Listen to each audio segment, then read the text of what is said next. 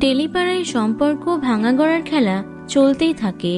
বর্তমান সময়ে অনেক তারকা জুটির সম্পর্ক ভাঙার খবর সামনে এসেছে।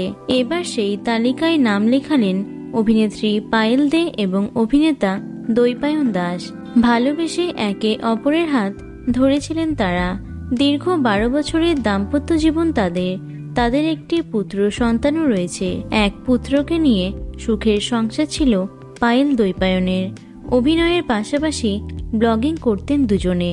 প্রায়ই একসঙ্গে ভিডিও বানিয়ে ভাগ করে নিতেন জীবনের নানান মুহূর্ত।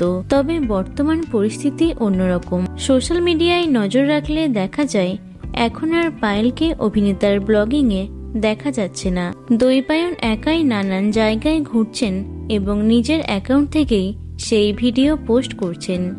এর মাঝেই সামনে এসেছে পায়েলের কয়েকদিন আগে করা একটি মন্তব্য।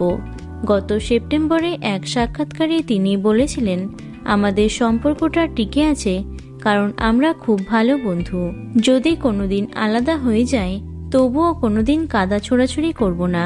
সারা জীবন বন্ধু হিসেবেই একে অপরের পাশে থাকব। সম্পর্ক ভাঙা মানেই যে তিক্ততা হবে তা আমি মনে করি না।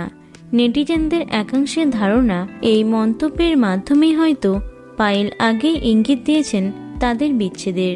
2024 সালের এপ্রিলের পর থেকে তাদের একসঙ্গে কোনো ছবি সোশ্যাল মিডিয়ায় দেখা যায়নি। তবে এখনো পর্যন্ত এই জল্পনা নিয়ে কোনো রকম মন্তব্য করেননি তারা।